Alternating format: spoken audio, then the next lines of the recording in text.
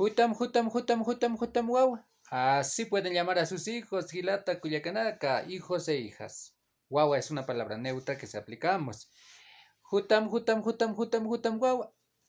Con la entonación respectiva y con mucho cariño. Cuidado que digan, hutam, hutam, hutam, guagua. Se va a asustar el niño, Gilata, Culiaca. Entonación. Hutam, hutam, hutam, hutam, hutam, guagua. Comanta, ñataki. También pueden utilizar para decir hijito, hijita, guaguaco. Hutam, hutam, hutam, hutam, guaguaco. Hutaskit, hutaskit, hutaskita. Algunos también utilizan el sufijo que ha pasado del castellano al diminutivo castellano. Hutam, hutam, hutam, hutam, guaguita. Dicen, ¿no? Listo, Gilata Culiacanaca. Así que así pueden llamar a sus hijos.